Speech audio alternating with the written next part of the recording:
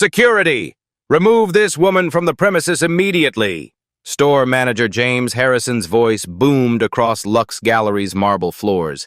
His finger pointed accusingly at the black woman in faded jeans browsing the designer evening gown section.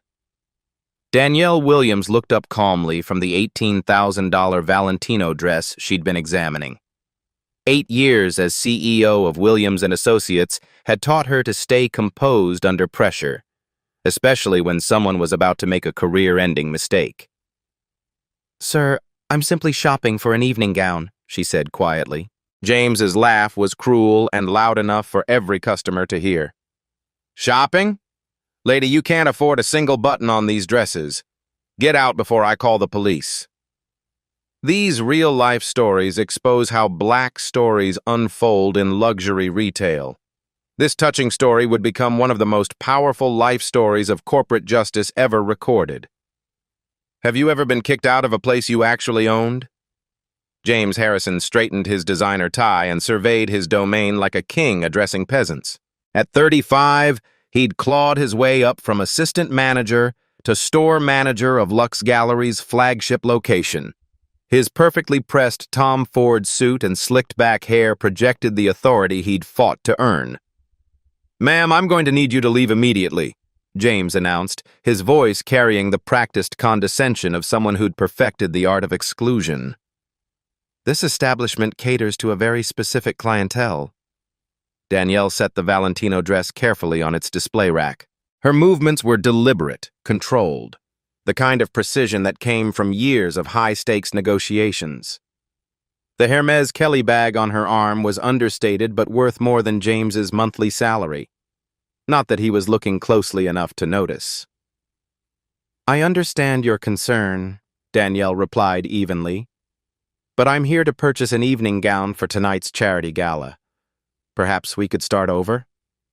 James's laugh was sharp enough to cut glass. "Lady, the cheapest dress in this section costs $15,000. Do you have $15,000? A customer near the jewelry counter had started filming discreetly. The notification chime was soft, but Danielle caught it. Social media moved faster than corporate damage control. Much faster. "I do," Danielle said simply, reaching for her wallet. "Cash?" James smirked. "Because we don't accept EBT cards or payment plans here." The racist implication hung in the air like poison gas. 3 other customers stopped pretending to shop and turned their attention to the unfolding drama.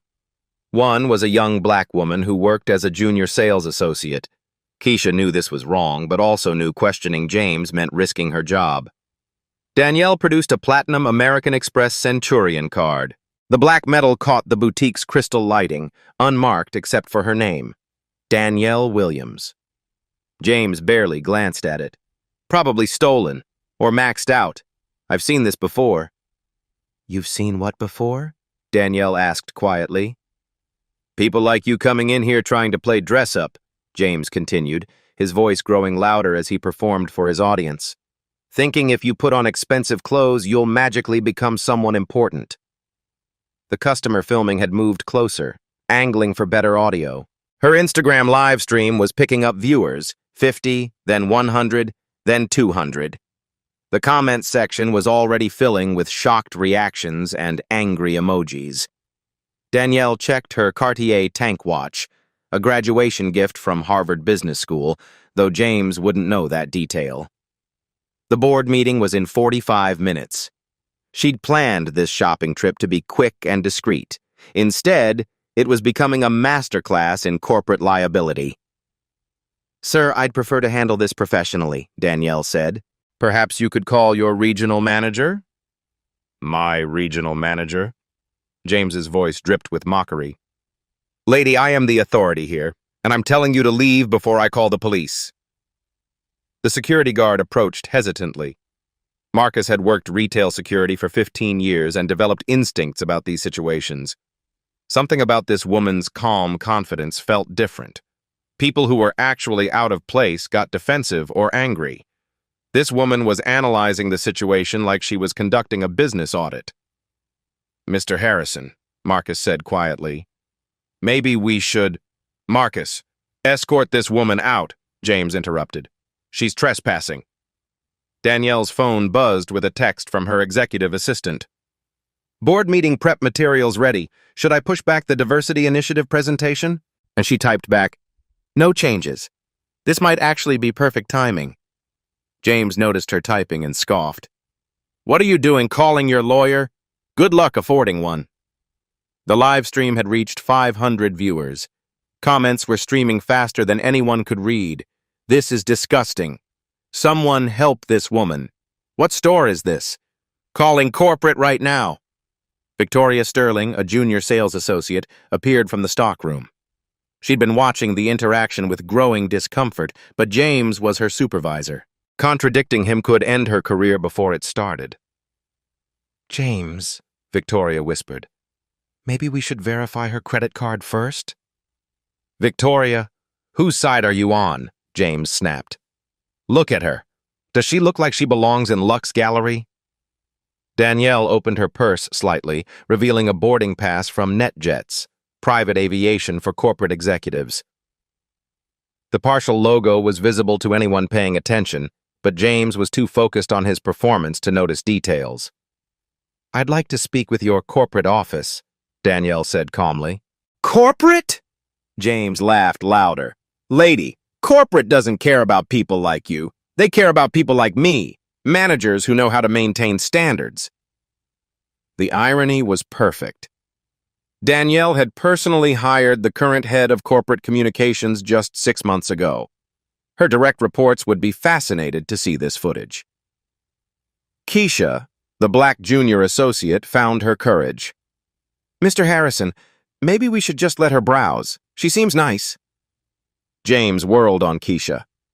Are you questioning my judgment? Because there are plenty of people who would love your job. The threat was clear and ugly. Keisha stepped back, her face flushing with anger and humiliation. Danielle watched the interaction with professional interest. This would definitely feature in tomorrow's emergency board meeting. 30 seconds, James announced to the store. Then I'm calling the police. Danielle smiled slightly. Actually, I'd prefer if you called corporate security first. Something in her tone made James pause. Not defiance. He could handle that. This was something else. Knowledge. The kind that came from understanding systems James didn't even know existed. The live stream viewer count climbed past 1,000. Local news stations monitored social media for exactly these kinds of viral moments. Cable networks would have the story within hours. Danielle checked her watch again. 37 minutes until the board meeting. She'd planned to discuss the diversity initiative's budget allocation. Now she'd have a real-time case study to present instead. Corporate security it is, she said quietly, already dialing a number that would change everything. The phone rang twice before connecting. Danielle activated speaker mode, her voice carrying the authority of someone accustomed to being obeyed immediately.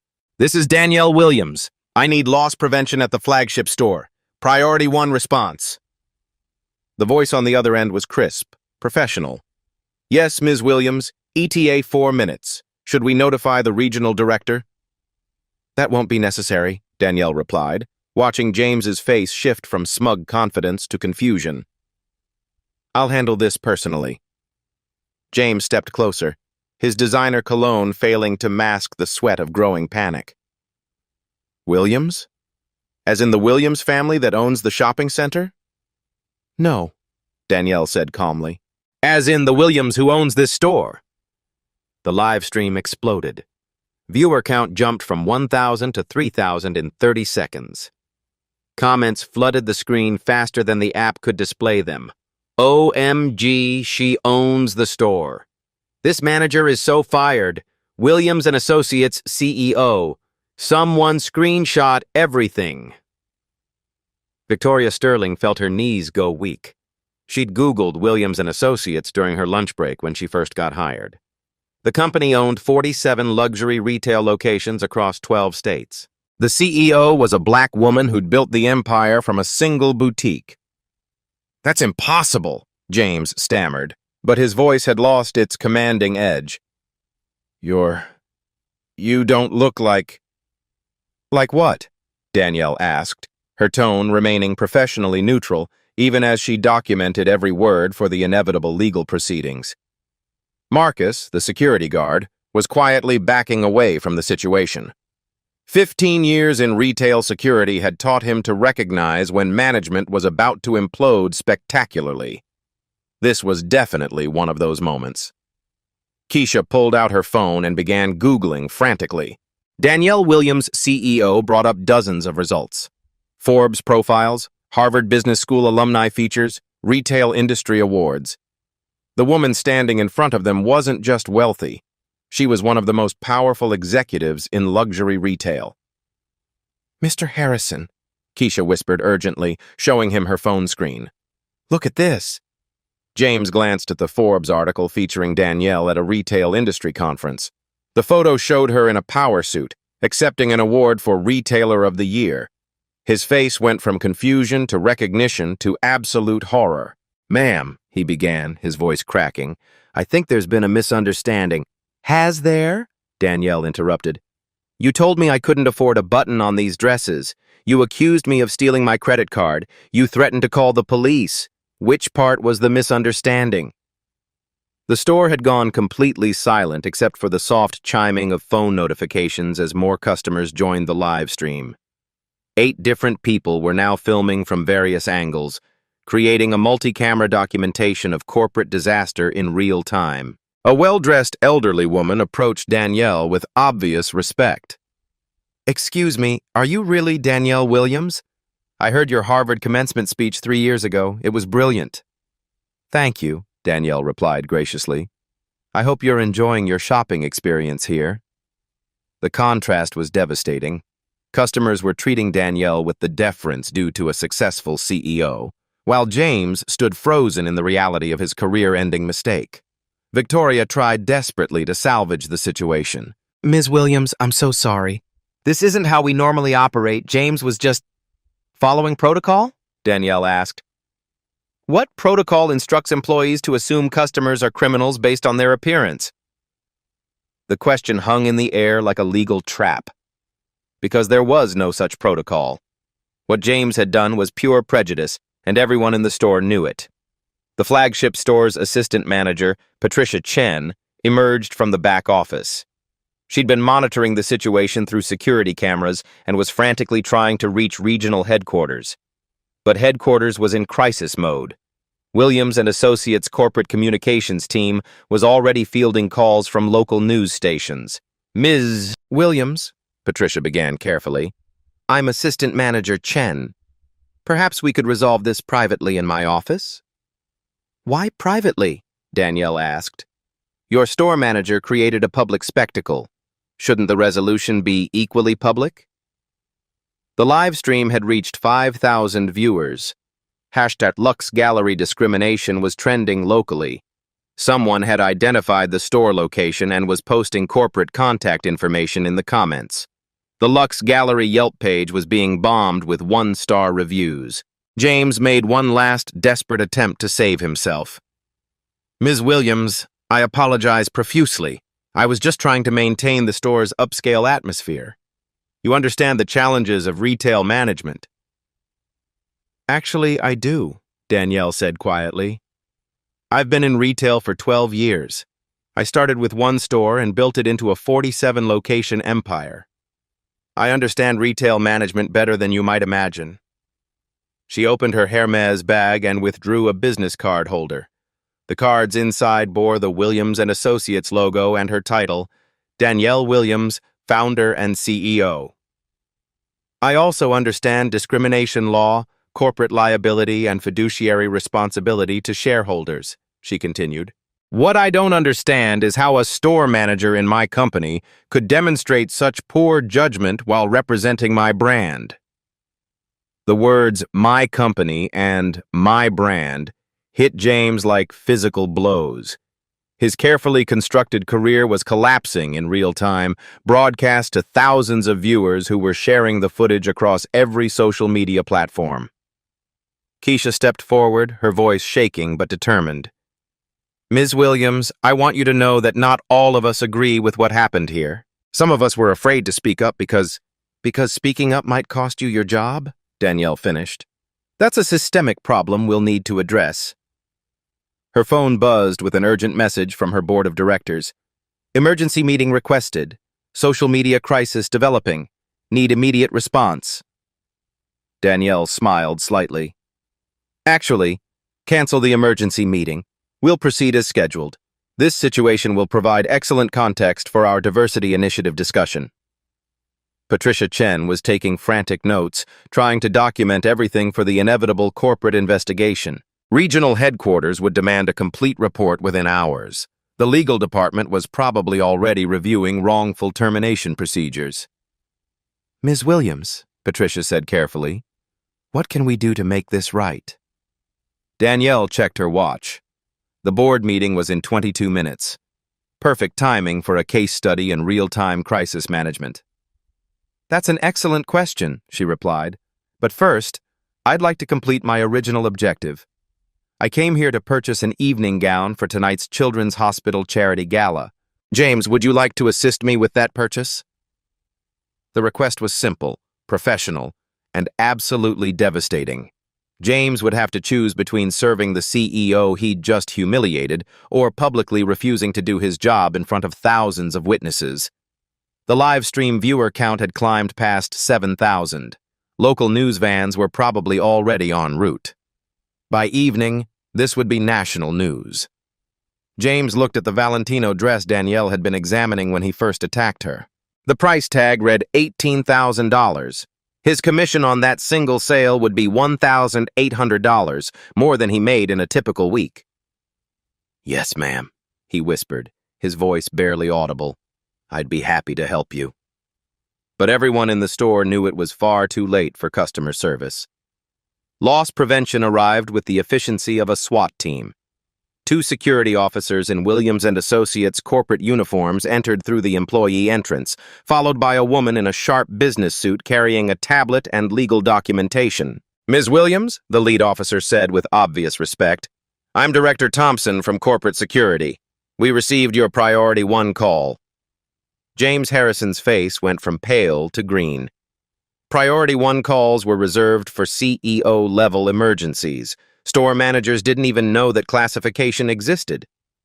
The woman with the tablet stepped forward. Ms. Williams, I'm Sarah Chen from Legal Affairs. I've been monitoring the social media documentation of this incident. We have comprehensive evidence of discriminatory conduct by store management. Danielle nodded professionally. Thank you for responding so quickly. This situation requires immediate assessment and resolution. She turned to address the growing crowd of customers, many still filming. I apologize for the disruption to your shopping experience. What you've witnessed today will help us improve customer service across all Williams & Associates locations. The live stream viewer count had exploded past 10,000. Major news outlets were picking up the story. Hashtag CEO discrimination was trending nationally. Corporate communications at Williams & Associates headquarters was in full crisis mode. Victoria Sterling felt like she was watching her career implode in slow motion. Ms. Williams, I had no idea James would... I tried to suggest we verify your credit card. You did, Danielle acknowledged. That will be noted in the incident report. Director Thompson was reviewing security footage on his tablet. Ma'am, we have complete CCTV documentation of the incident, audio and video from multiple angles. The discriminatory language is clearly recorded. James finally found his voice. Ms. Williams, please, I made a mistake. I'll do anything to make this right. Will you? Danielle asked quietly. Because making this right requires understanding what went wrong. Can you explain your decision-making process when you encountered me? The question was delivered with the calm precision of a CEO conducting a performance review, which essentially she was. James stammered, I thought your appearance was... Finish that sentence, Danielle said. The silence stretched uncomfortably, because finishing that sentence meant admitting to racial profiling in front of 10,000 social media witnesses and Williams & Associates legal team. Sarah Chen from Legal was taking detailed notes. Mr. Harrison, for the record, can you explain what specific behaviors led you to conclude Ms. Williams was trespassing? She was. She was looking at expensive dresses And? Sarah prompted. And she didn't look like she could afford them. The admission hung in the air like a confession. Sarah's stylus moved across her tablet, documenting the exact words that would feature prominently in tomorrow's discrimination lawsuit. Keisha, the junior black associate, stepped forward with visible courage. Ms. Williams, I want you to know that I disagreed with Mr. Harrison's actions. I was afraid to speak up because I'm still on probation and need this job for my college tuition. Danielle studied Keisha with the analytical eye of someone who'd built a business empire by recognizing talent. What's your major? Business administration with a focus on retail management, Keisha replied. I'm hoping to work my way up in the industry. Interesting, Danielle said. Sarah, please add Keisha's statement to the record. Her perspective will be valuable for our investigation. Director Thompson finished reviewing the security footage. Ms. Williams, the documentation is comprehensive. Mr. Harrison's conduct violates multiple company policies regarding customer service, non-discrimination, and professional behavior. Patricia Chen, the assistant manager, was frantically texting with regional headquarters. The messages she was receiving were increasingly urgent. National media picking up story. Stock price down 2% in after-hours trading. Board requesting immediate briefing. Legal department preparing crisis response. Danielle's phone rang. The caller ID showed board chair, emergency. Excuse me, she said, answering on speaker. Hello, Margaret. Danielle, we're seeing social media reports about an incident at the flagship store. Are you all right? I'm fine, Margaret. I'm conducting an unannounced customer service audit. The results are illuminating. Should we convene an emergency board meeting? No need. Our scheduled diversity initiative meeting will proceed as planned. This incident will provide excellent case study material. Margaret's voice carried concern and admiration. Only you would turn discrimination into a business school teaching moment. That's why you pay me to be CEO, Danielle replied with a slight smile. She ended the call and turned back to James, who looked like he might faint. Mr. Harrison, you've provided valuable data about systemic issues in our customer service protocols. Your contribution to our diversity initiative has been substantial. The euphemism was devastating. James understood he'd just become the poster child for everything Williams and Associates was trying to eliminate from their corporate culture. Victoria attempted damage control. Ms. Williams, the rest of our team provides excellent customer service. This incident doesn't represent our usual standards. Doesn't it? Danielle asked. Sarah, how many discrimination complaints have we received from this location in the past 18 months? Sarah consulted her tablet. 14 complaints filed, 12 dismissed without investigation. Average resolution time, 6 minutes. The statistics were damning. This wasn't an isolated incident. It was a pattern of institutional bias that had been ignored by management. Furthermore, Sarah continued, our customer satisfaction scores for this location rank 43rd out of 47 stores. Exit interviews frequently cite unwelcoming atmosphere and judgmental staff. Danielle nodded grimly, which suggests this isn't about individual prejudice. It's about systemic failure in training, oversight, and accountability.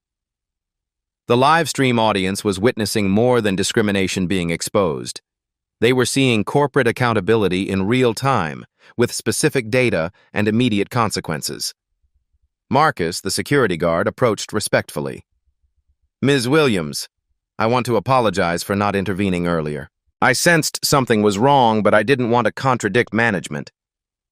Thank you for your honesty, Marcus. Fear of contradicting management is exactly the kind of systemic problem we need to address. She opened her Hermes bag and withdrew a business card. Marcus, I'd like you to call this number tomorrow.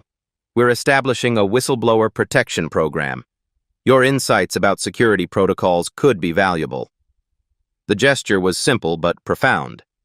Danielle was identifying allies and building systems for future accountability. turning crisis into opportunity for institutional change. Director Thompson cleared his throat. Ms. Williams, what are your instructions regarding Mr. Harrison? Danielle looked at James directly. Mr. Harrison, you've worked in retail for 8 years. You have experience and institutional knowledge, but you've also demonstrated judgment that conflicts with our corporate values. James waited for the axe to fall. I'm going to give you a choice, Danielle continued.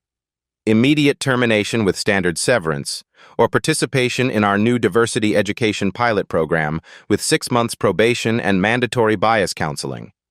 The offer was unexpected and strategically brilliant. Offering rehabilitation instead of just punishment demonstrated corporate leadership while creating a case study for other employees. James's voice was barely a whisper. The education program, please. Excellent. Sarah will coordinate with HR to develop your personalized training plan. You'll also issue a public apology video explaining what you learned from this experience. The live stream comments exploded with reactions. Wow, she's giving him a chance. Education over punishment. This is real leadership. Still consequences, though. Danielle checked her watch. The board meeting was in 8 minutes. Perfect timing to transition from crisis management to strategic planning.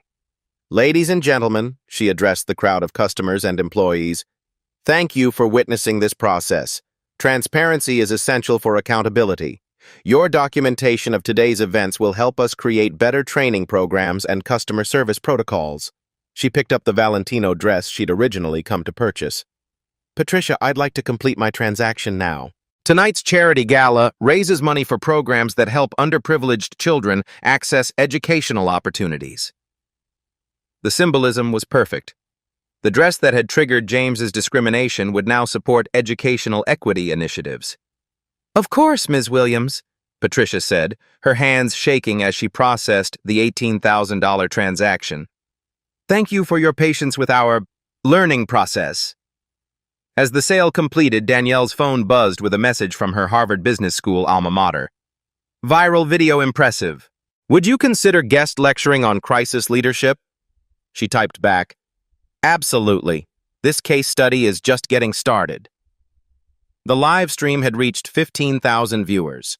Cable news networks were already preparing segments for the evening broadcasts. Business schools would be analyzing this incident for years. But for Danielle Williams, it was just another Tuesday in corporate America, a reminder that building inclusive systems required constant vigilance and immediate action when those systems failed. The real work was just beginning. Sarah Chen from Legal was coordinating with the corporate communications team via secure video conference. Ms. Williams, we're receiving interview requests from CNN, MSNBC, and Bloomberg. How would you like to respond? Schedule them for tomorrow afternoon, Danielle replied. This story deserves national discussion about retail discrimination and corporate accountability. She turned to Keisha, who was watching the proceedings with obvious fascination. Keisha, what's your class schedule like? I have evening classes Monday through Thursday, Keisha replied. Why? I'd like you to join tomorrow's media interviews. Your perspective as a frontline employee who witnessed discrimination but felt unable to intervene is crucial for understanding systemic problems. Keisha's eyes widened. You want me on national television? I want authentic voices in this conversation. Your experience matters. Director Thompson was receiving updates through his earpiece. Ms. Williams, our social media monitoring team reports that #CEO discrimination has been shared over 50,000 times. The story is going international. Good, Danielle said. Discrimination is a global problem requiring global solutions. If this incident inspires accountability in other companies, then something positive emerged from James's poor judgment. She addressed the remaining customers directly.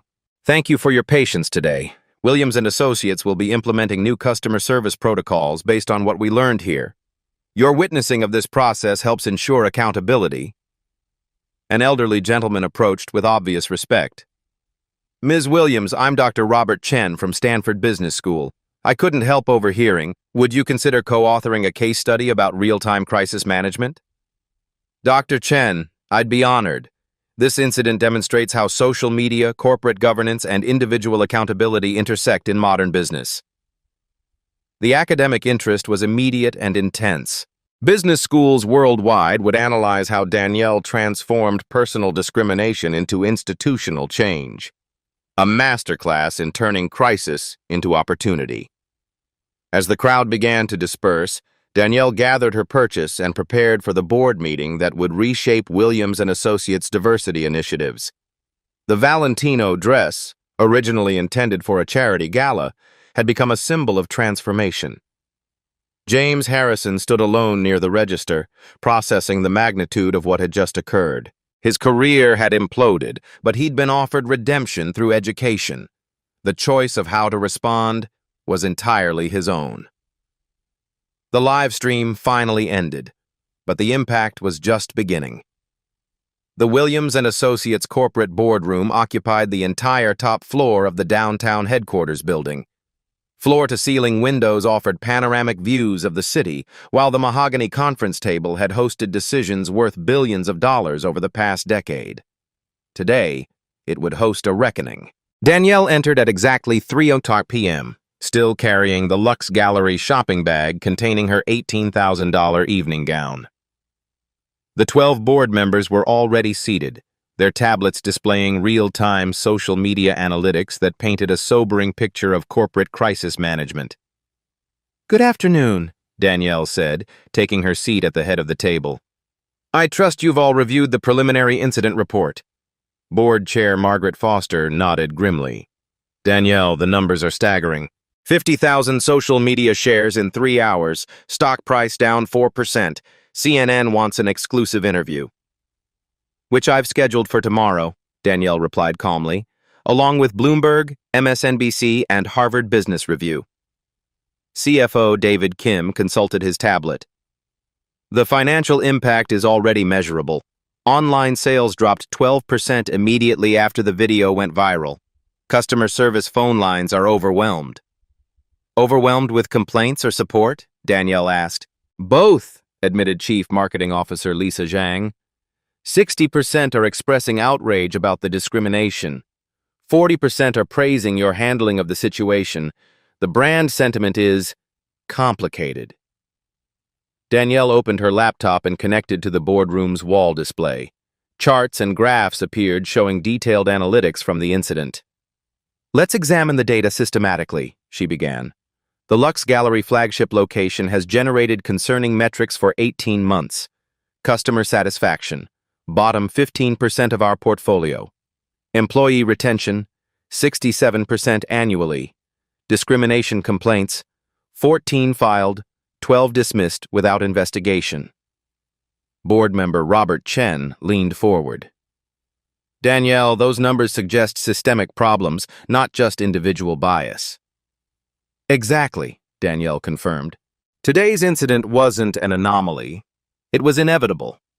James Harrison's discrimination reflected institutional failures in training, oversight, and accountability." She clicked to the next slide, showing revenue comparisons across all 47 locations. Furthermore, stores with documented bias incidents underperform consistently. Discrimination isn't just morally wrong, it's financially destructive. General Counsel Patricia Morris had been reviewing legal implications throughout the meeting. "Danielle, the video evidence creates both liability and opportunity. Mr. Harrison's statements constitute clear civil rights violations, but your response demonstrates proactive corporate accountability." "Which is why we're not just addressing this incident," Danielle said, "but transforming our entire customer service framework." She advanced to a comprehensive reform proposal that had been in development for months. Today's events had simply accelerated the timeline. Immediate actions, effective tomorrow.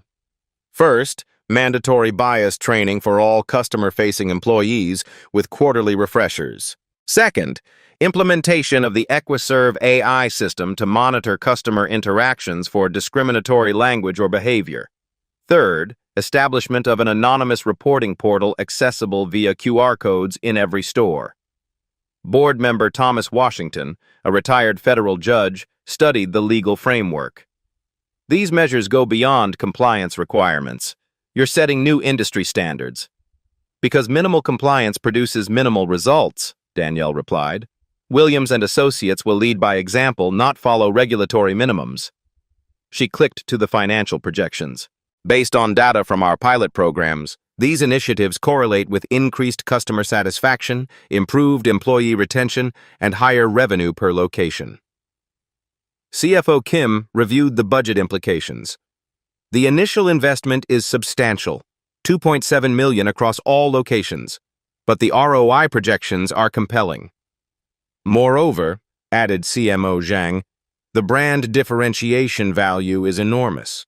No major retailer has implemented comprehensive bias prevention at this scale. Danielle nodded. Which brings us to the broader strategic opportunity. Today's incident demonstrated the power of real-time accountability. Instead of damage control, we're conducting transformation. She opened a new presentation showing media coverage analysis. The story is trending internationally. Business schools are requesting case studies.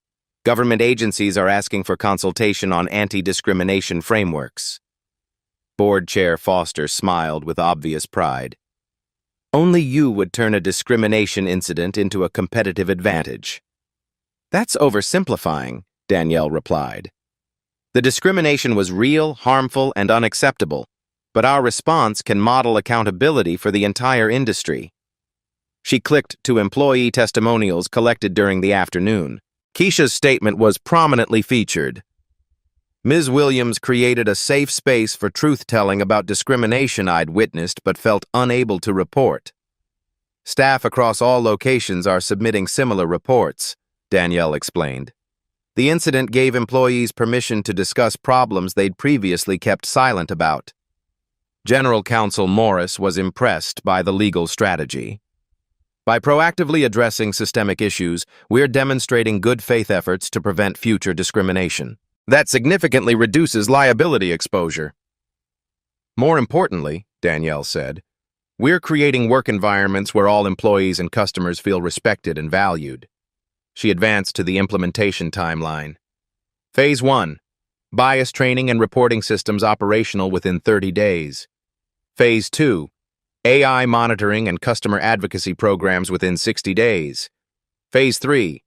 Community partnerships and external auditing within 90 days. Board member Sarah Kim raised a concern. Danielle, the timeline is aggressive. Are we rushing because of media pressure? We're accelerating because discrimination compounds daily, Danielle replied. Every day we delay implementation, more customers experience what I experienced today. She clicked to testimonials from social media.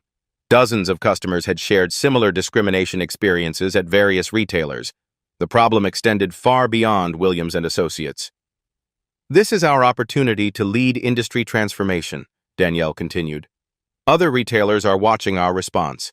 If we demonstrate that anti-discrimination measures improve business performance, competitors will follow. Board member Chen consulted his notes. What about James Harrison? His case will be closely watched. James will participate in our diversity education pilot program, Danielle explained. If successful, he becomes proof that bias can be unlearned through proper training. If unsuccessful, his termination demonstrates our commitment to accountability. The strategy was comprehensive and psychologically sophisticated. James's redemption or failure would send clear messages about corporate values and individual responsibility. CFO Kim reviewed the financial projections one final time.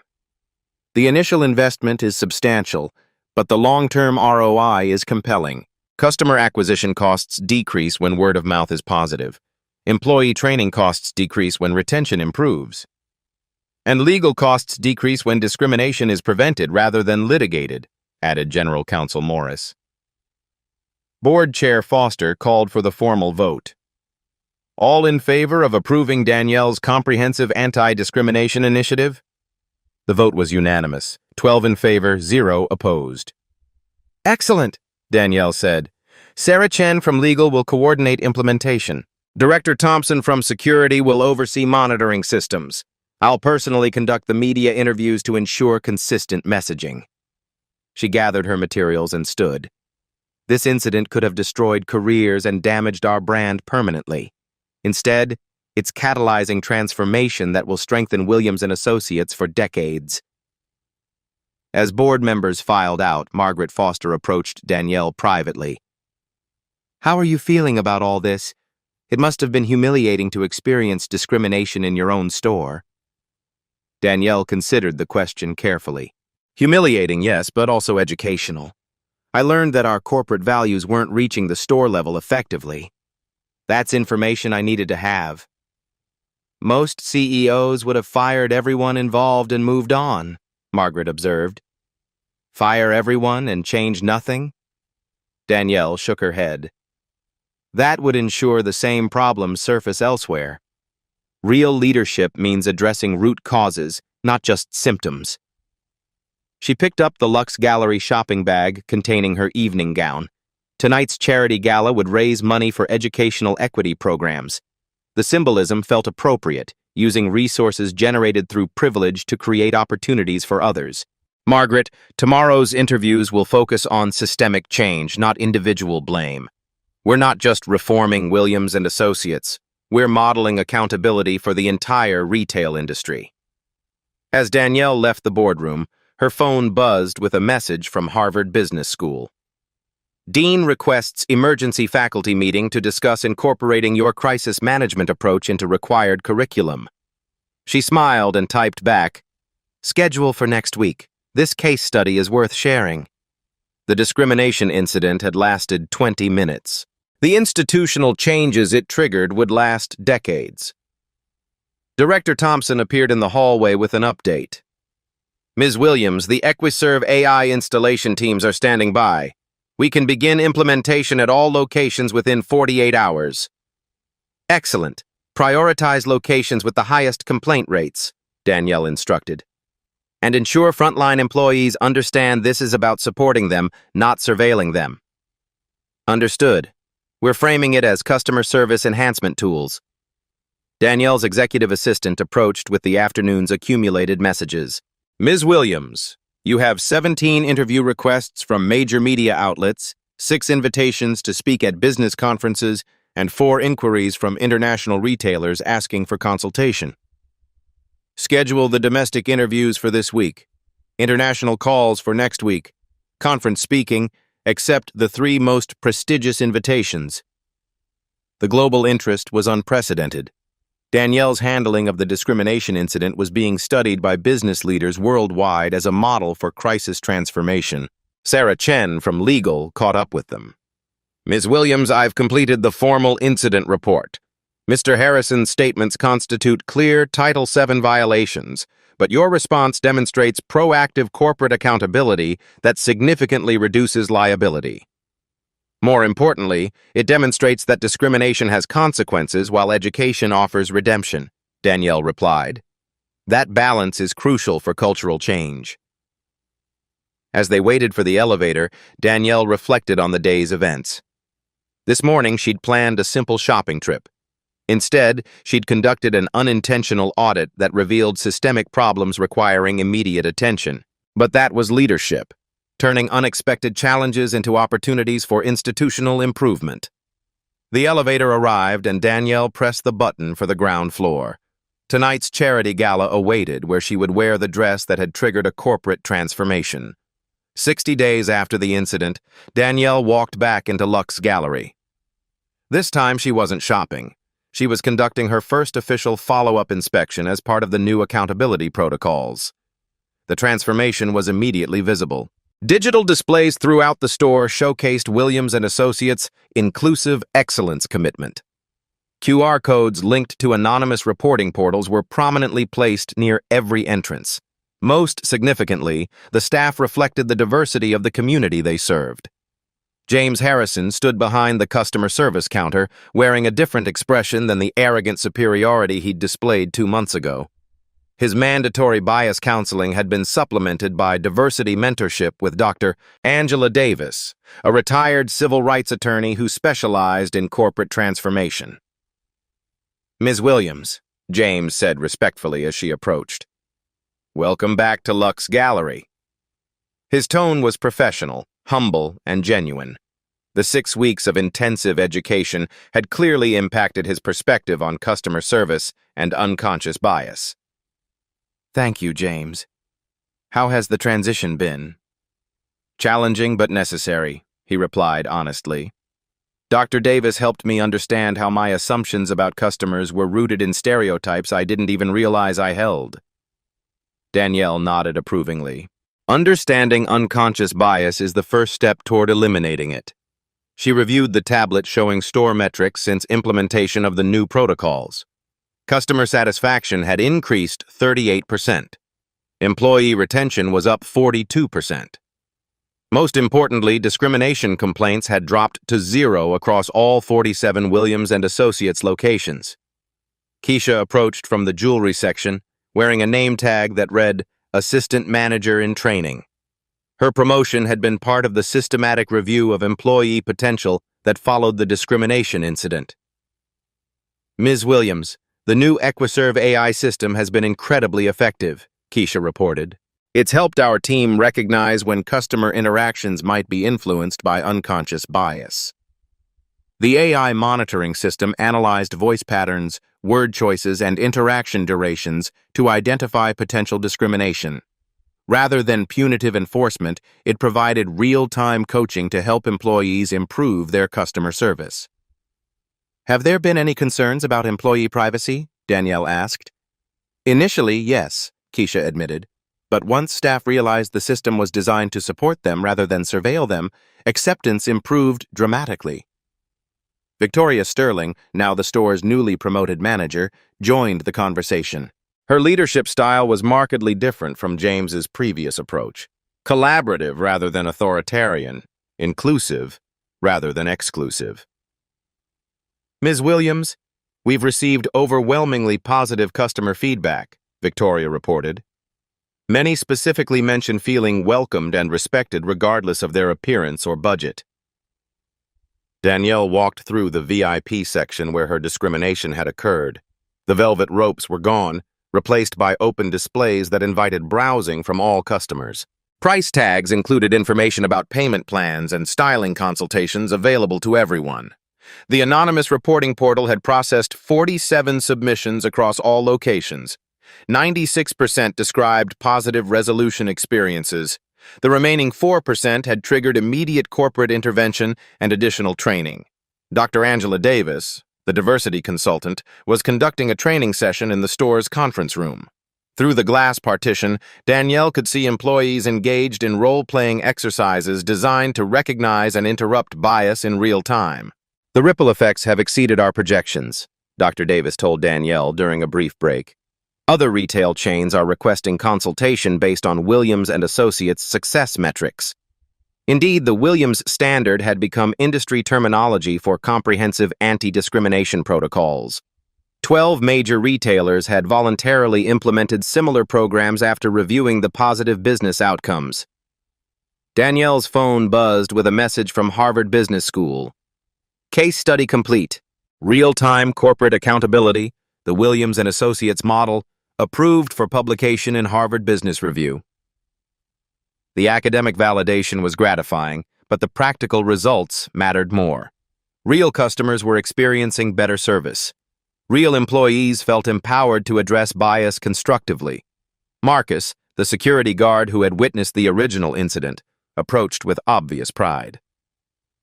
"Ms. Williams, I wanted to thank you for the whistleblower protection program. 3 employees have reported potential bias incidents that we addressed through coaching rather than discipline. The program had created a culture where accountability enhanced rather than threatened job security. Employees felt safer reporting problems because the focus was on education and improvement." Danielle completed her inspection by visiting the Customer Advocacy Center, a small office visible from the main floor where trained staff helped resolve any service concerns. The position was staffed by rotating employees who had completed advanced bias recognition training. "How many cases has the Advocacy Center handled?" Danielle asked Victoria. 68 inquiries in 2 months, Victoria replied. Most were resolved within 24 hours. Customer satisfaction with our complaint resolution process is now 94%. The numbers demonstrated that systemic change produced measurable business improvements. Preventing discrimination was more cost-effective than managing its consequences. As Danielle prepared to leave, James approached one final time. "Ms. Williams, I wanted you to know that completing the diversity education program has changed how I interact with everyone, not just customers. Thank you for giving me the opportunity to learn, rather than just punishing my ignorance." The personal transformation was perhaps more meaningful than the corporate metrics. James had evolved from someone who perpetuated discrimination to someone who actively prevented it. Danielle smiled genuinely. "James, your willingness to acknowledge mistakes and commit to growth demonstrates the kind of leadership we value at Williams & Associates." She left Lux Gallery with confirmation that systematic reform could transform institutional culture. The discrimination incident had catalyzed changes that would benefit customers and employees for decades. 6 months after the Lux Gallery incident, Danielle stood at the podium of the United Nations Global Compact Summit in Geneva. Her keynote address on corporate accountability in the digital age drew business leaders, government officials, and civil rights advocates from 63 countries. The presentation slide behind her displayed staggering metrics. Williams & Associates' anti-discrimination model had been adopted by over 200 companies worldwide. Customer satisfaction scores had increased by an average of 34% across implementing organizations. "Real leadership isn't about avoiding crisis," Danielle told the international audience. "It's about transforming crisis into systematic change that benefits entire industries." The Williams Standard had become more than corporate policy. It was a framework for institutional accountability. Universities taught it in business ethics courses. Government agencies cited it in anti-discrimination legislation. International trade organizations recommended it for member companies. Dr. Angela Davis, now Director of Inclusive Excellence at Williams & Associates, had expanded the consulting practice globally. Companies in Europe, Asia, and Africa were implementing bias prevention technologies originally developed for luxury retail. James Harrison had become an unexpected advocate for diversity education. His voluntary participation in speaking engagements about overcoming unconscious bias had reached thousands of retail employees. His transformation from perpetrator to educator demonstrated that personal growth was possible when supported by institutional commitment. "The most meaningful impact has been individual," Danielle reflected during a Harvard Business School panel discussion. "When employees feel safe addressing bias constructively, workplace culture improves for everyone." Keisha had completed her business degree while working as assistant manager at Lux Gallery. Williams & Associates scholarship program had covered her tuition, and she was now enrolled in the company's executive development track. Her Stanford MBA was scheduled to begin next fall. The financial results spoke definitively about the business value of inclusive practices. Williams & Associates' stock price had increased 18% since implementing comprehensive bias prevention. Customer acquisition costs had decreased while lifetime value increased significantly. Social media continued amplifying the message of accountability. The original video had reached 23 million views across all platforms. #Williams Standard was used globally to document positive examples of corporate responsibility and inclusive customer service. International media coverage had evolved from crisis reporting to transformation analysis. Business journals featured Williams & Associates in case studies about converting discrimination incidents into competitive advantages through strategic leadership. But the most powerful indicator of success was simpler.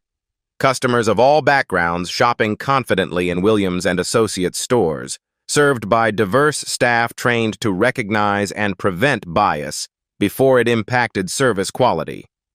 These real-life stories prove that Black stories can inspire touching stories of institutional change. When life stories become catalysts for systematic reform, individual experiences transform entire industries. Danielle's approach demonstrated that corporate accountability required more than policy statements. It demanded measurable actions, transparent reporting, and ongoing commitment to improvement. Have you experienced discrimination in retail, workplace, or service environments? Share your story in the comments below. Your experience could inspire the next wave of institutional accountability and reform. Subscribe to follow more stories of leaders who transformed injustice into systematic change. Share this video with someone who needs to see that strategic activism creates lasting impact. Together, we can make discrimination unacceptable everywhere, one documented interaction at a time.